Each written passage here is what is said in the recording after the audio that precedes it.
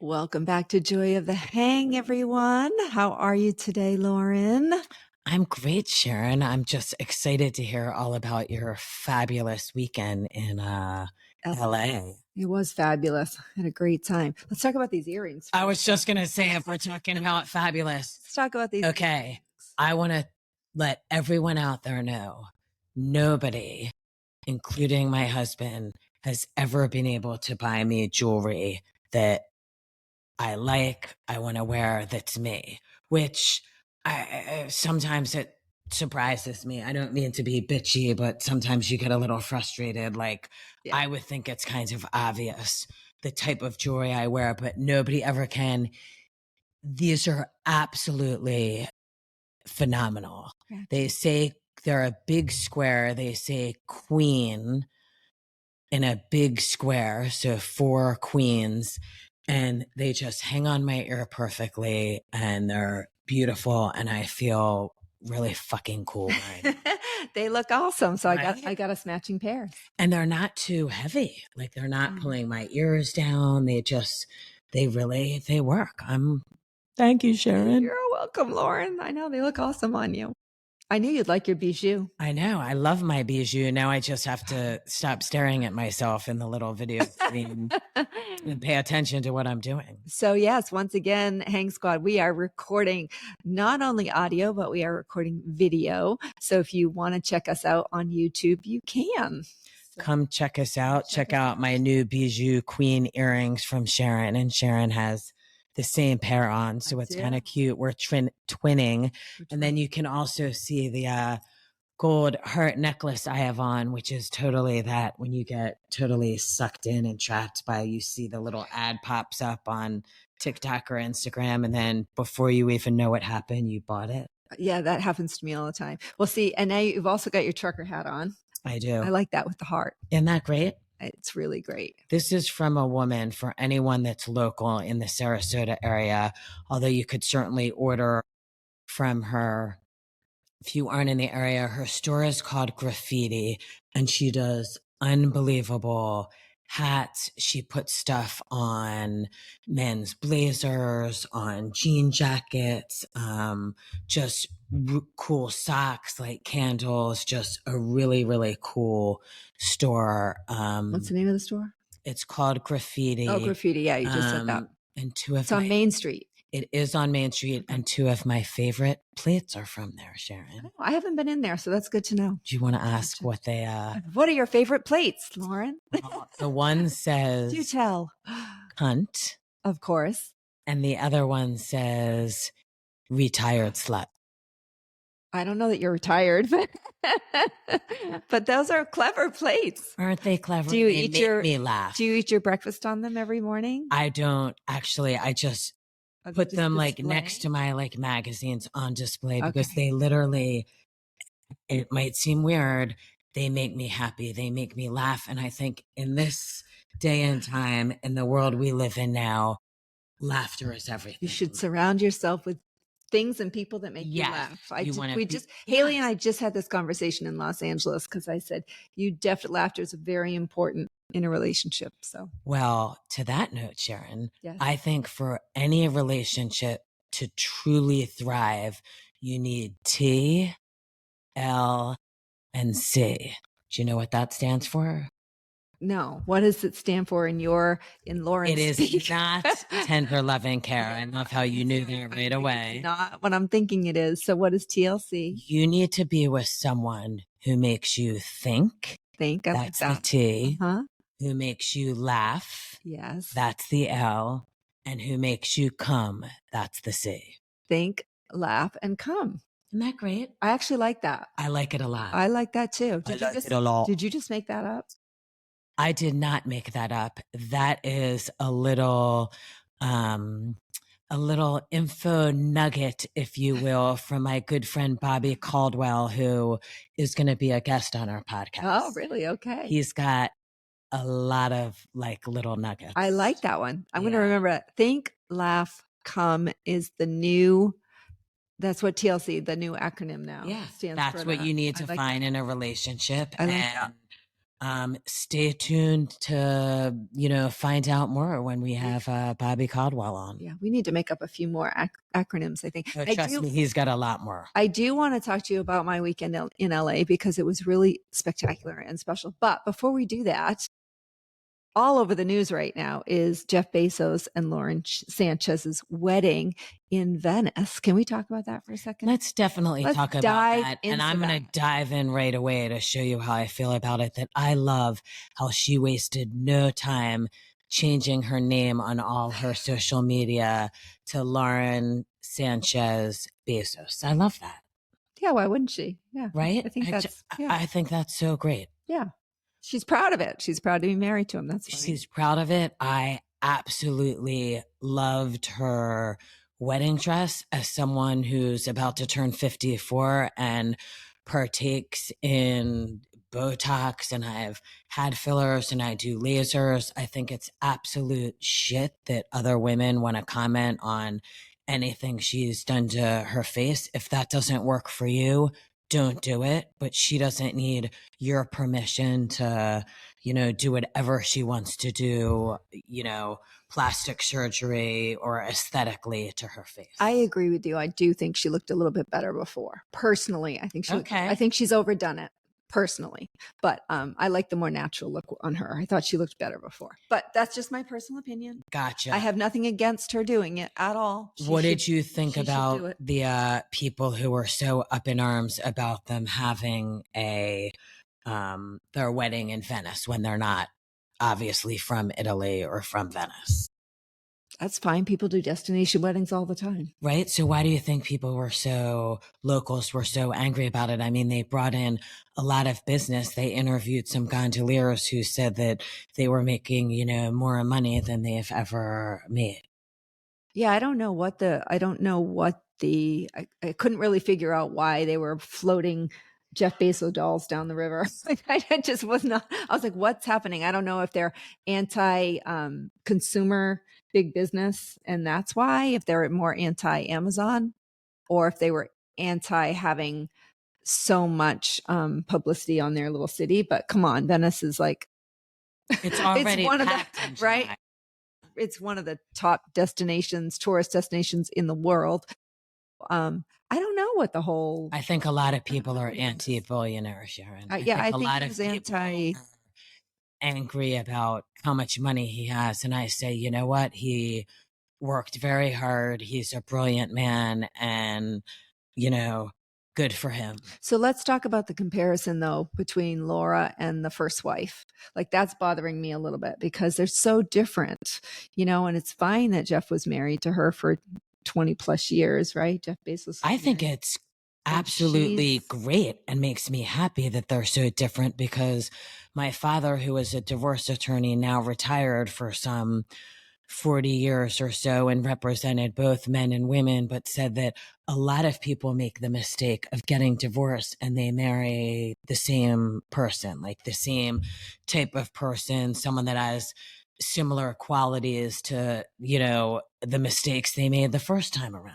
So I think it's good. My brother-in-law married someone completely different to his first wife. And, the first wife he has 2 wonderful kids with, and he's forever thankful to her for that. But his second wife is completely different. And now they've been outrageously, unbelievably happy, perfectly matched with one another for like 13 years. It does feel a little bit, though, if you read some of the articles, it does feel like Lauren's a little bit of a social climber and a gold digger. I mean, it's kind of hard not to think that, but I would imagine probably just about anybody Jeff Bezos would marry would be accused of the same thing, because he is one of the wealthiest men in the world. So, I guess anybody would come under that same criticism, right? Well, I also think you could say it's sort of normal.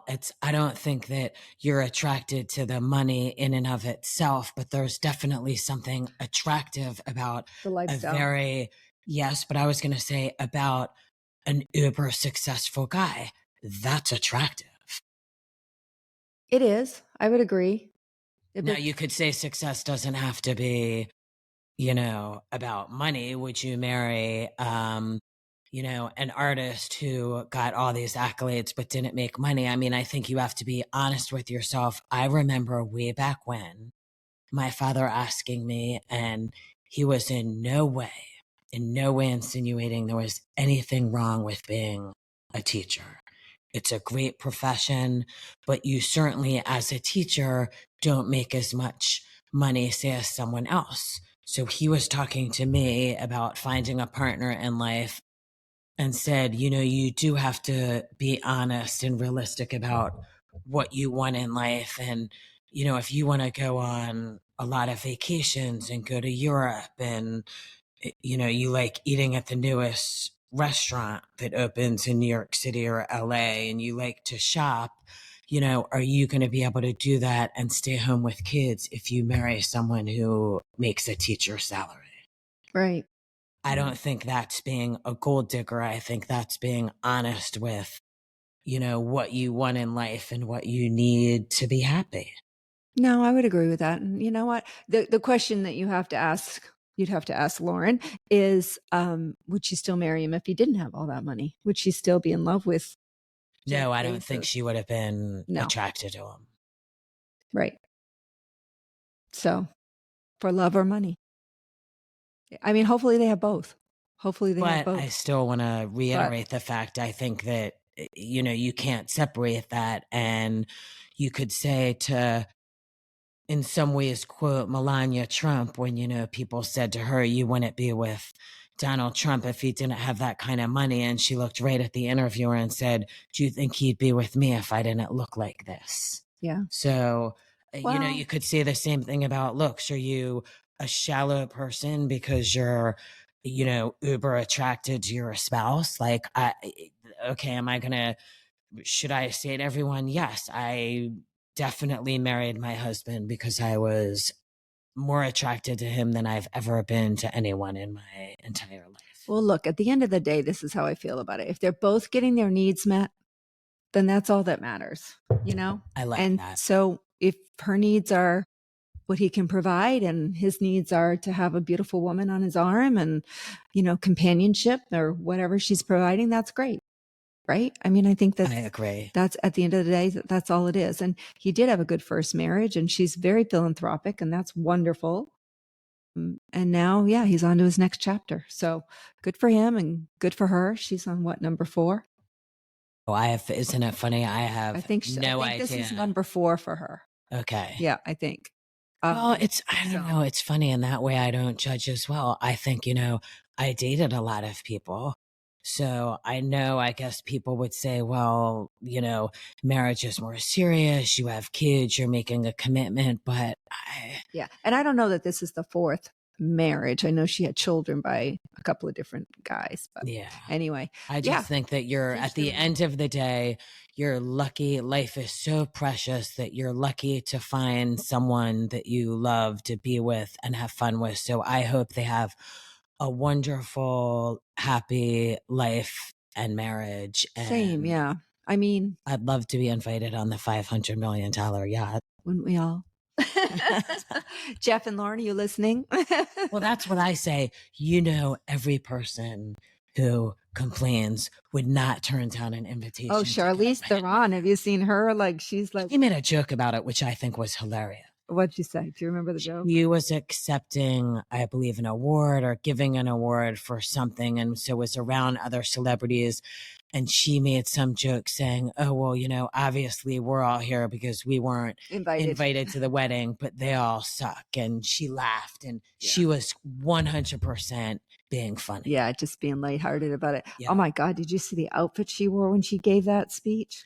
I didn't. And Sharon, she's my husband's one. Oh, she had if you asked my husband, okay, you can be with one person and she's his hall pass. She's his hall. She's his hall pass. Well, you would love this. You would rock this outfit. It was fishnet tights, and boy shorts, the real short ones now, like a bodysuit, but it's fishnet tights. Then wait, the shorts underwear. That are literally like underwear. Exactly, the micro shorts. But then it was fishnet in the midsection and then a bra top. It was so hot. And then she just had a black blazer over it. And I don't remember if she had That tall boots, sounds but totally like something I would wear. oh, it was stunning. And I looked at her and I'm like, Lauren, Did she wear boots with it? trying to remember if she had boots. Sounds like something you would wear. You could totally wear boots with it. And of course, she's got the height too. So yeah, oh my she's God. a beautiful woman. I just was like, wow, she stole the show. I didn't care for Lauren Sanchez's gown, wedding gown. I liked it. You know, and it was interesting because she always is very revealing with her cleavage. And for her to choose a really high necked gown like that was kind of surprising to me. You know what? That's something you and I agree on. I was surprised that it showed no cleavage, but I still love the dress. I thought she looked fantastic. I loved it from all of the outfits I saw from, you know, going through social media, what have you. And I certainly didn't see what everybody was wearing, but of the ones I saw, my favorite outfit was the pink outfit that Khloe Kardashian wore. That was like a pink dress with like a pink fur little shrug over it. I just thought the pink color on her skin and her dark hair looked fantastic. I didn't see that one. Yeah. I didn't see that one. So speaking of fashion, that's why I was in LA. I know you had, this is a crazy, crazy, like ripped from the headline story. I feel like sitting next to you now, I'm sitting next to a celebrity. It's crazy. That's how I felt when I was out there. So I follow young Max Alexander, who is the Guinness World Record youngest fashion designer to ever have his own runway show.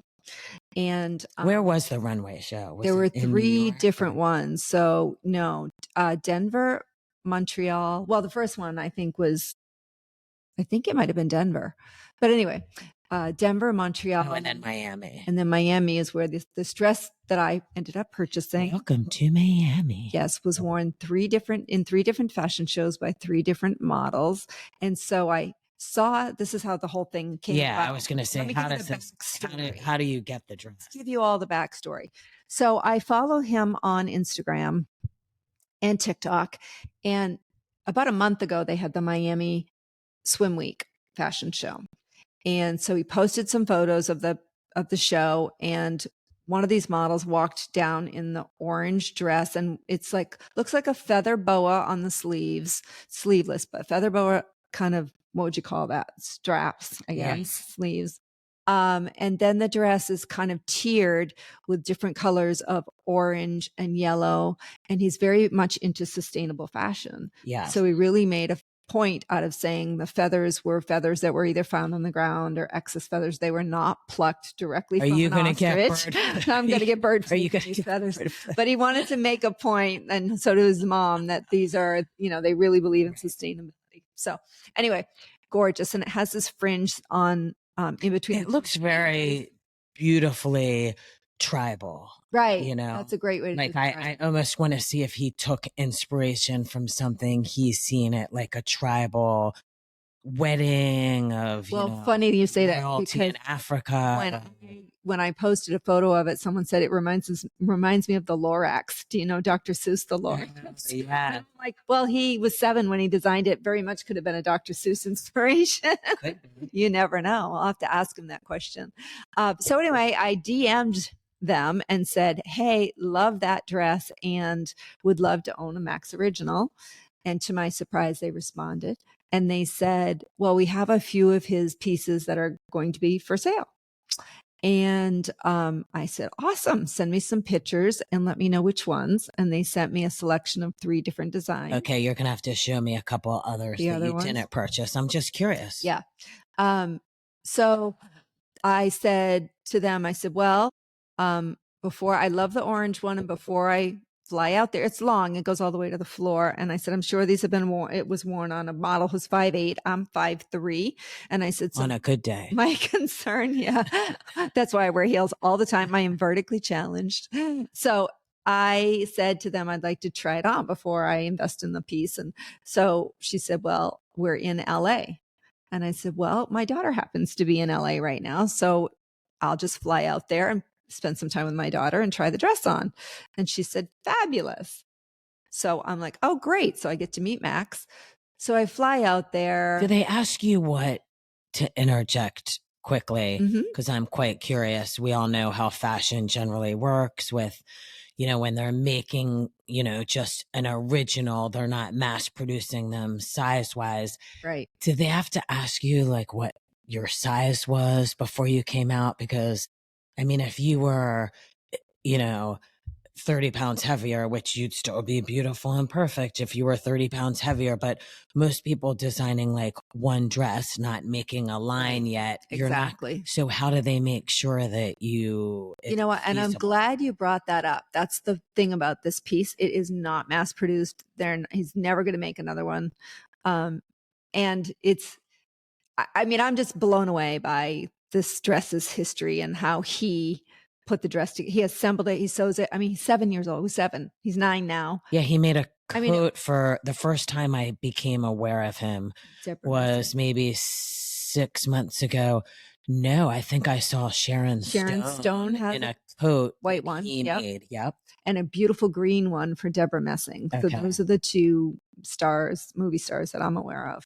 I'm wondering if he's you'd think he would, design for someone who is not built like you, Deborah Messing, Sharon Stone. Well, he has. You'll have to look at his Instagram. He's got this beautiful woman who's a different shape, and she's wearing this burgundy dress that he designed in New York. And anyway, it looks gorgeous, and it's more flowy with tulle. This is what I saw her too, doing dancing and stuff, and she's got a leaner body as well. You think? Yep.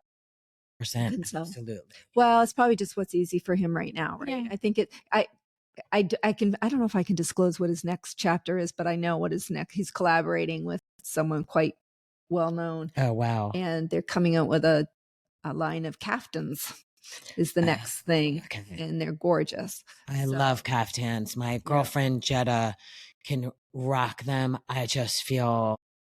I think it's like anything in life. You have to be you. And so when I see beautiful caftans and I picture myself wearing it, at the beach club in the south of France or places that Gabby and I go. And when I put it on, it's not me. I can't do them.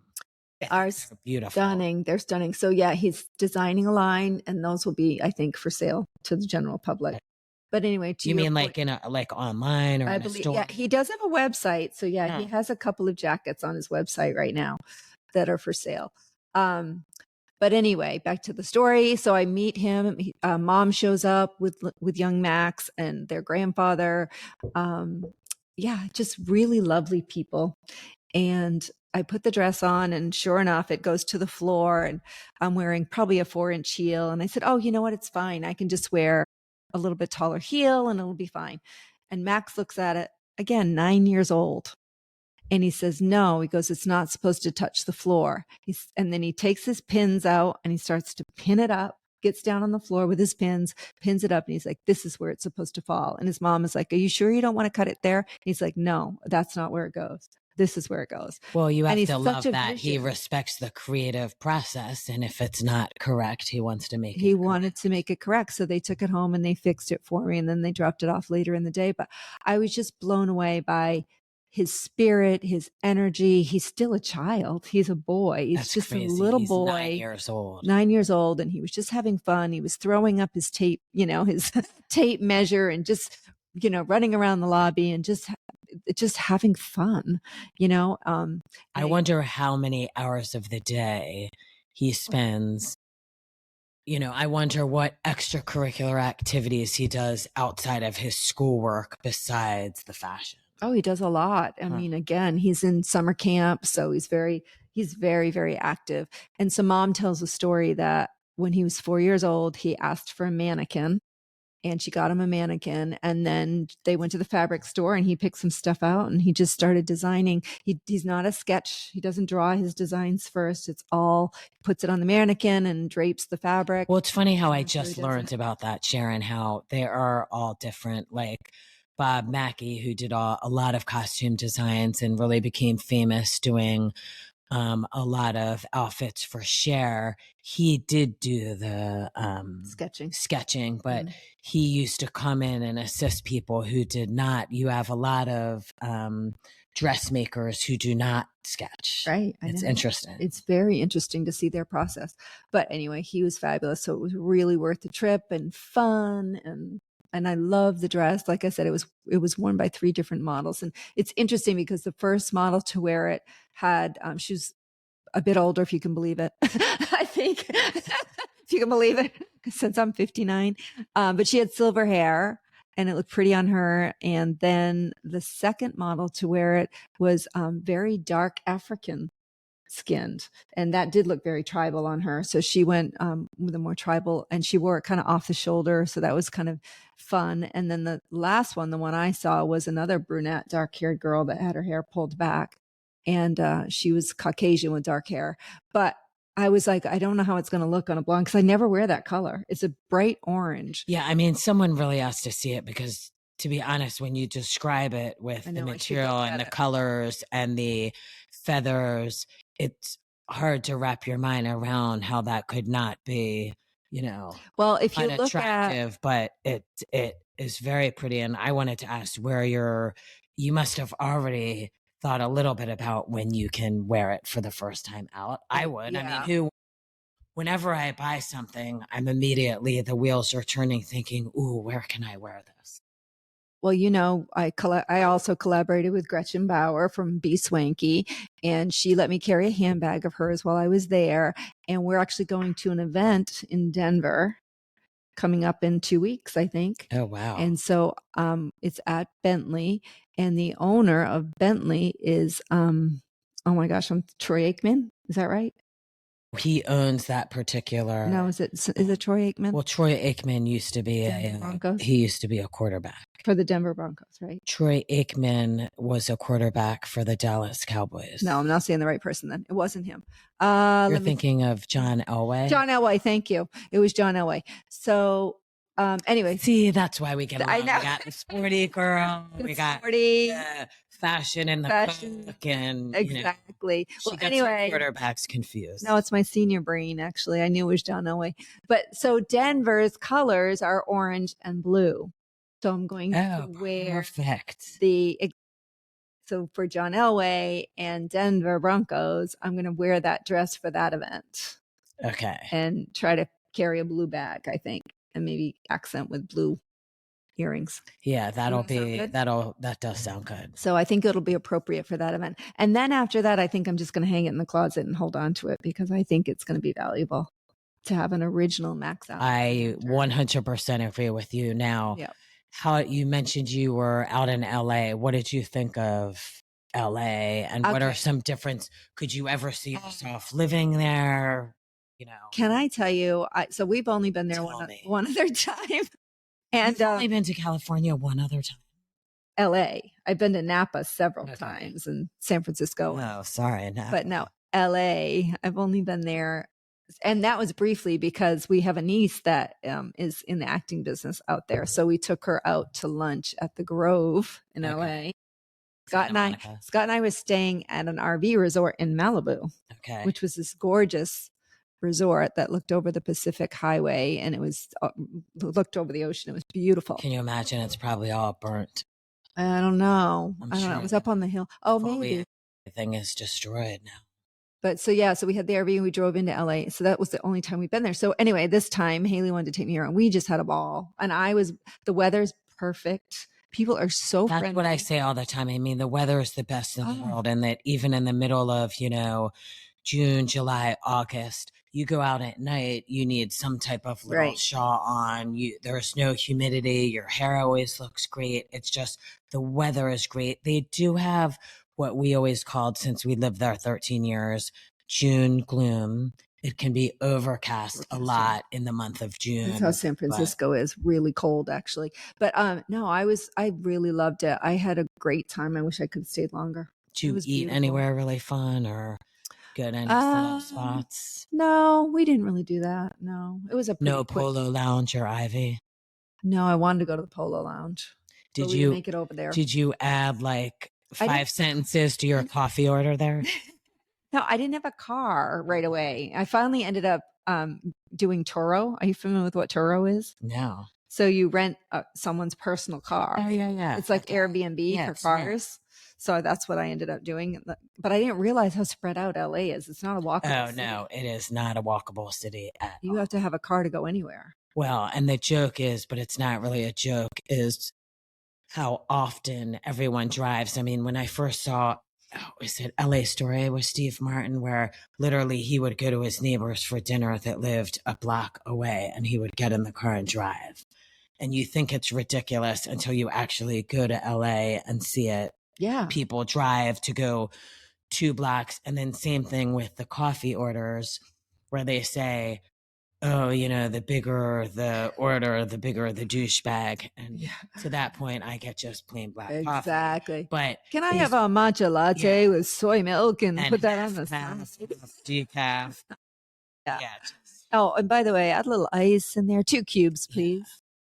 I know. And no coffee in there. And really no coffee. Yeah. Like a Caesar salad. But, no salad. It's funny that you say that, though, because we went to a restaurant the first night and it was like 0.8 of a mile. And Haley and I were like, oh, well, let's just walk. We started walking and then we're like, you got to cross the freeway to get there. And we're like, we can't walk there. We're going to kill ourselves. So then we ended up having to call an Uber from where we got stuck because you couldn't. It's ridiculous to me. There is nothing, to the note of what I was just saying about the ordering, the coffee order. You literally, when you go out to dinner in California, there is nothing you can say or ask for to change your order that will make your server or your waiter blink twice, because they have heard it all. Yeah. That's why, like I said, you could literally order a Caesar salad and say, but no lettuce. And they would bring you a plate, not say anything, and then bring you a plate with chicken, Parmesan and breadcrumbs. Yeah, no. Because they have heard it all. I did love it. Although I will say the Uber that I took from the airport to the hotel, I was asking him a bunch of questions because he's lived there for like 40 years. And I said, what's going on with the riots downtown or the protests? And he said, no, that's fine. That's all kind of, dissipated. So that wasn't happening anymore, which was great. He said, so that's fine. You can go there. And he goes, the only area you have to stay away from is Skid Row. He goes, the homeless problem here has gotten even worse. It's pretty bad. And I'm like, well, I will definitely avoid that. But yeah, so that's the only that's the only downside I heard. When I first got there, I thought there was a bunch of smog. And I said, is that the smog I'm always hearing about? And he's like, well, that's just overcast, actually. So I was like, oh, okay, well, that's good. But I think the news media makes a bigger deal out of things, because he said even when the protests were happening, it was kind of a small area. Well, I was there when the protests were going on, and a lot of things that were said in the media were blown out of proportion. Not true. And I just, I was just having this conversation with someone the other day saying, I would like to think that anybody right now in 2025, halfway through the year, would realize that it doesn't matter what side you fall on, who you voted for, where you stand politically, that everything is so skewed. You listen to one station, you hear one thing, you listen to another station, you hear something else. The media, I think, is the general public right now, and you and I are both the general public. It's hard to believe anybody. I know. Well, it's a business. Yep. Unfortunately, it's a business. So yeah, loved LA. I would definitely go back. I would definitely go back. I mean, I guess if money were absolutely no object and we, just had tons of extra money and didn't mind being, bending over and being, completely screwed tax wise, we would move back there. But it's just insane how much money we save living in Florida. It's expensive to live out there for sure. But I can understand why people like it. I can. Right. And, there's so much diversity. It's an international city. People from all over the world. Yeah. And you can choose part of it. Like, it's kind of cool that you can, live there and just get in your car and drive, 2 hours or whatever, and you can be skiing. It's just, it's fun how you can do those different things. And San Francisco is so different than San Diego. You can choose sort of what works for you. I'm more a San Fran girl because I like city, cosmopolitan, the proximity to Napa, whereas a lot of other people, you know, probably my twin sister would prefer San Diego because it's a little Beautiful. slower paced. It's pretty. It's, Yes. you know, a little more crunchy. Well, it's funny though. I said to Haley, I said, "Oh, do you think we can do a day trip to Vegas?" And she looked at it. She goes, "Mom, that's a 5-hour drive." I'm like, It's "Oh, actually just too far. From LA, it's about a 4-hour drive. And my husband and I have done it before and said if it were 3, it would be great. But that extra, you know, even maybe wasn't a 3.5, that extra half an hour, the 4-hour drive is just long. there wasn't enough for me to do in LA. I had to Yeah. go to Vegas, but I'm I like, love you're Vegas. that close to Vegas. Let's go." I know. It's probably a little. Do you think there's a plane that goes from? Well, what they're in the process of doing now is flights used to be really cheap. We would hop on like last minute. We'd get a Southwest flight for like $50-$60 to Vegas. And now people either do this sort of private little airplane that leaves certain times and, you know, there are like 8 seats on it or whatever. And that's probably $550 round trip, or they're building a train that will be perfect. Oh, that's smart. So you'll be able to train from LA to Las Vegas. That'll be great. It will. I think, it's funny how trains don't exist in the US the way they do The in Europe. US has Right? such Europe horrible has such. public transportation in so many places. I mean, you would think you could structure it like Europe does and get all over the place so quickly. It would be fantastic. I mean, It I didn't own a car till I got married at 27 because I worked in Washington, D.C., then Philadelphia. You just made me remember something. Speaking of cars, do you know what a Waymo is? I was Don't tell me you got in one because I'm on the list to be able to not get in one, but all over town, Haley's like, "That's a Waymo." I'm like, "What the hell's a Waymo?" You should sign up for it. So next time you're out there, you can get on the list to get in one. I don't know if I'd want to. It's for anyone that doesn't know, it's the driverless cars. But it's really cool. You do have situations every now and again, like this guy who kept going like round and round in a circle in this parking lot and, you know, needed to get to the airport. So it's not infallible like anything else, but I would love to get in one. And she said they're not allowed on the freeway either. No, not yet. You have to use them locally. Yeah. Okay, so you know what the Waymo is. Do you know what the Coco is? No idea. What's the Coco? So we're walking down the street and all of a sudden this little robotic cooler comes and almost runs me over. Yeah. I'm like, "What is that?" And Haley's like, "Oh, those are just the Cocos. They go all over the place." And I'm like, "A Coco?" And she's like, "Yeah, that's what people use for food delivery service." And so they have like these, it looks like a cooler on wheels and they have like little eyes in the front of them. And she said they designed it like that on purpose. So if it flips over by accident, it kind of cries. It makes a little crying noise so that people will be empathetic and pick it back up and put it upright.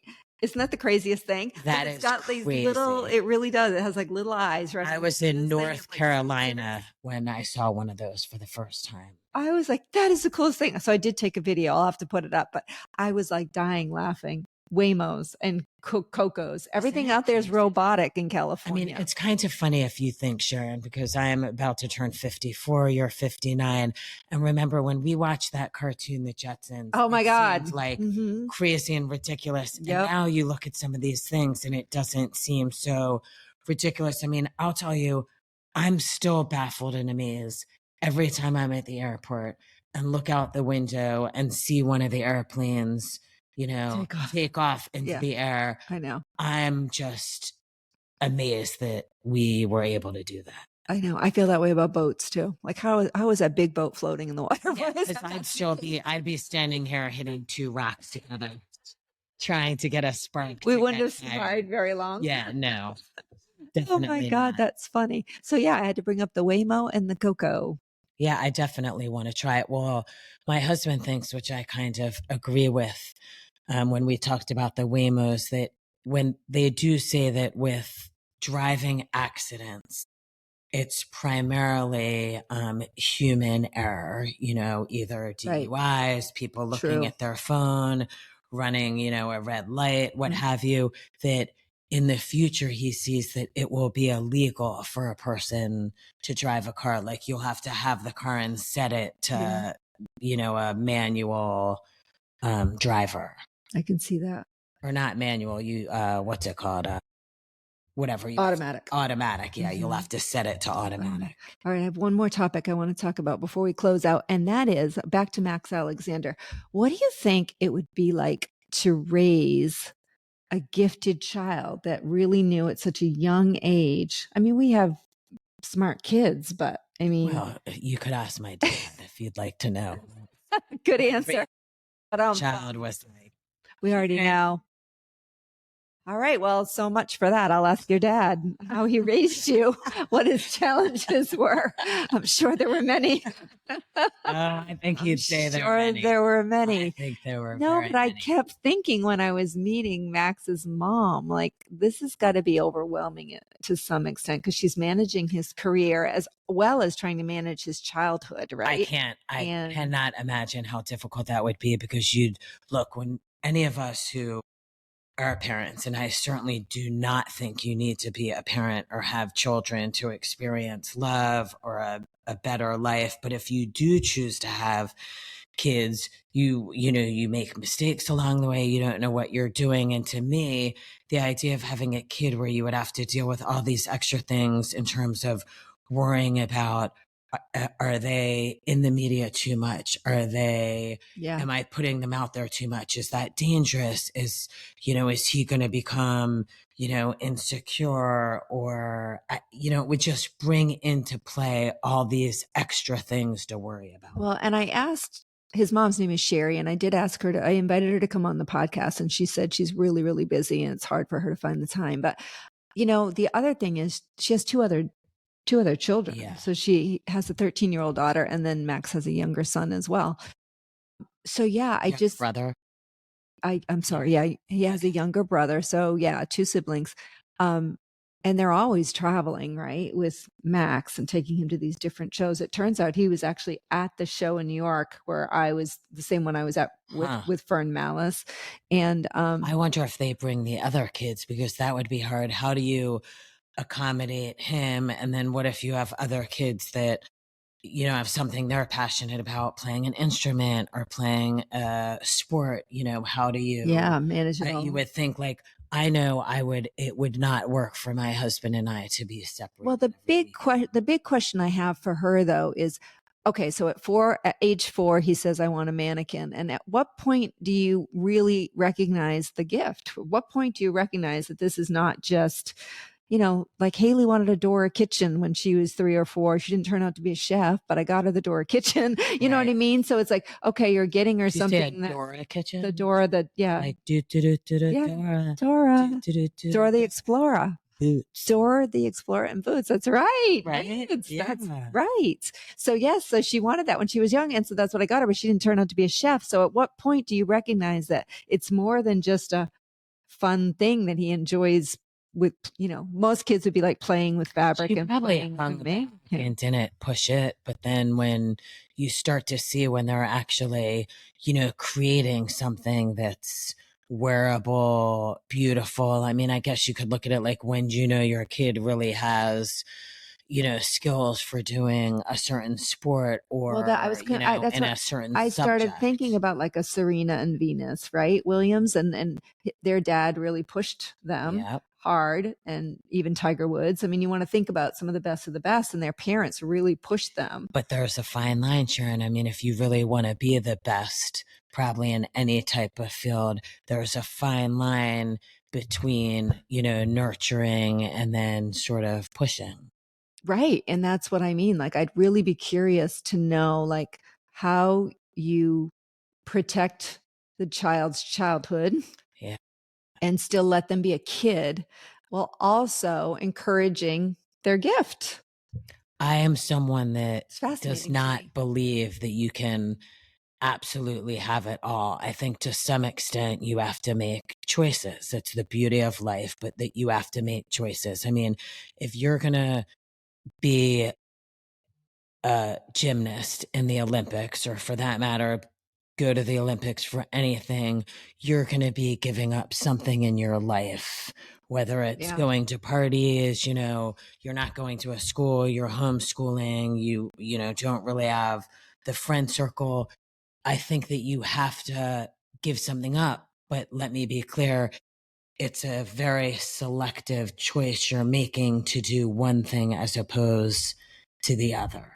Well, and I guess my point is, you don't know if it's just a phase and this is going to be their lifetime journey at such a young age, or if it's something that they're going to enjoy for 5 years and then want to shift. And if you put all your emphasis on tennis or soccer or fashion or whatever it is, are you missing out on all of these other things? Well, yes, I think you do need to make some effort to be well-rounded. I mean, I love how Wayne Gretzky said that, he thinks you're just a better, ice hockey player overall, or whatever your sport is, if you're doing multiple sports. He said, when he played ice hockey, at the end of ice hockey season, he hung up his skates and then moved on to the next sport. And he is, several times when being interviewed, made comments that he thinks it's a mistake when a kid's 24/7, 12 months a year playing one sport, that you get burnt out. It's probably not good for your body physically, right? Because you're making the same movements. But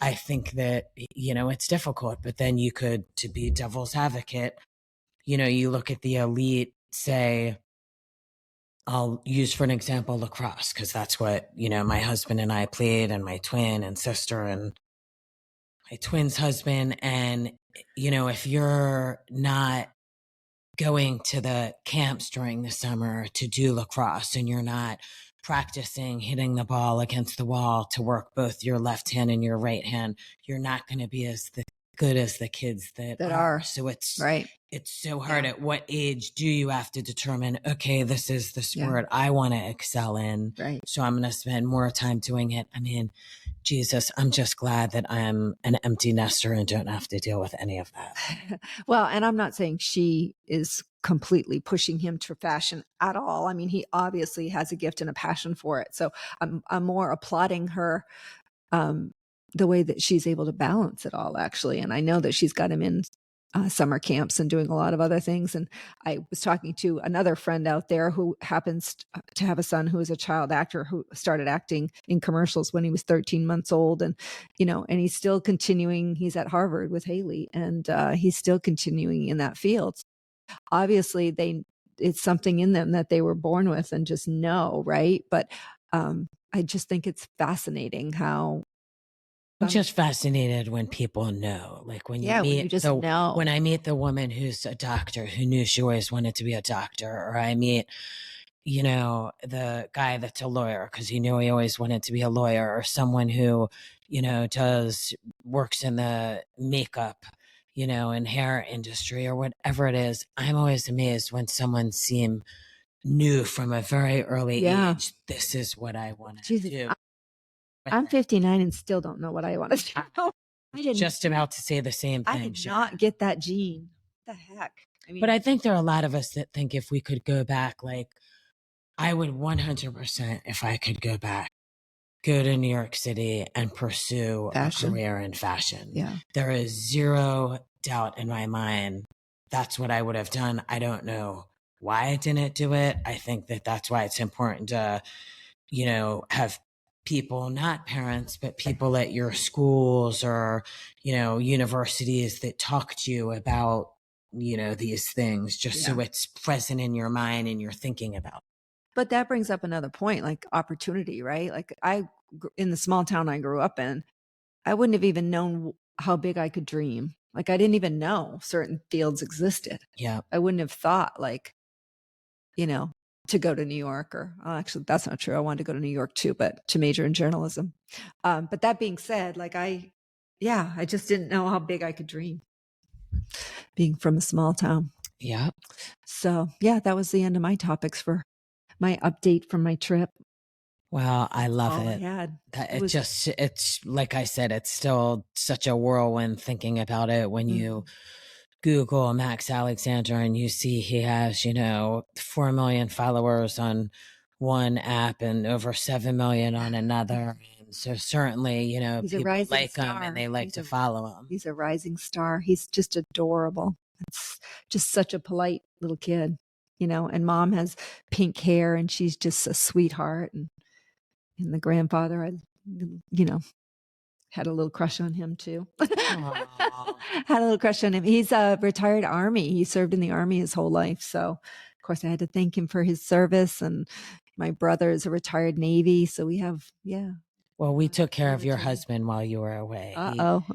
He came out with us for drinks and dinner in a big old group. So good. I'm glad you took care of him. He wasn't left alone sulking in the corner. No, he always finds a group to hang out with. So I'm glad he finds something to keep himself busy. So that's good. I'm glad you all had fun. Missed you. Well, no, I didn't actually. Sharon. I actually didn't. I had a good time. Right. I know you did. You had a great time. Kidding. All right.